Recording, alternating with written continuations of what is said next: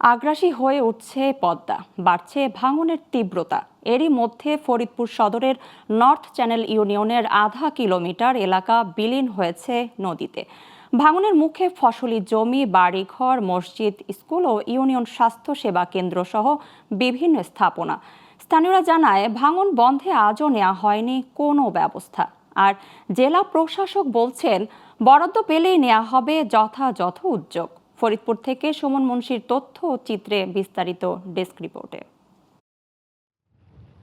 প্রতি বছরের মতো এবারও নদী ভাঙনে বিলীন হচ্ছে ফরিদপুর সদরের নর্থ চ্যানেল ইউনিয়নের ইসমতুল্লাহ ডাঙ্গি সহ আশেপাশের কমপক্ষে ৫ গ্রাম। চলতি বছরে এরই মধ্যে ১০টি বাড়ি সহ কয়েকশো একর ফসলি জমি বিলীন হয়ে গেছে। স্থানীয়দের দাবি, নদী থেকে বালু লুট এবং শুকনো মৌসুমে ব্যবস্থা না নেওয়ায় ভাঙনের তীব্রতা বাড়ছে। এখন ভাঙনের মুখে পড়েছে প্রাথমিক বিদ্যালয়, কমিউনিটি ক্লিনিক, মসজিদ সহ বাড়িঘর। মাটি কাটে ডিজারে, এই মাটি কাটার ডিজারে এই কারণে নদী চাইবে আসছে। আমাদের বাড়িঘর নিলাম হয়ে যেতেছে, পানি অনেক দূরে ছিল, এখন পানি চাইবে এই নিকটই তো বিটে বাড়ি সাইডে চলে যাবে, বাপের বিটে সাইডে চলে যেতে হবে। এখন বিদ্যালয় থেকে নদীর দূরত্ব মাত্র ১০০ মিটার বা তারও কম হবে। নদী পাড়ের বাসিন্দারা জানায়, অবিলম্বে ভাঙন রোধে ব্যবস্থা না নিলে এসব স্থাপনার পাশাপাশি বিস্তীর্ণ এলাকার ফসলি জমি নদীগর্ভে বিলীন হওয়ার শঙ্কা দেখা দিয়েছে।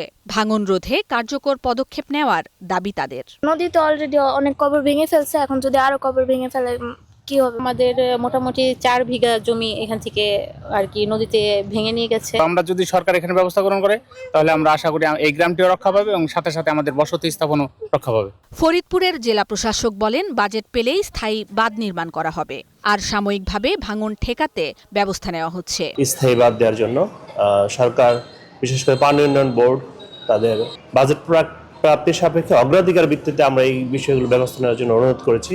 সাময়িকভাবে প্রোটেক্টিভ মেজার্স নেওয়ার জন্য আমরা অনুরোধ করেছি। Global television, news desk.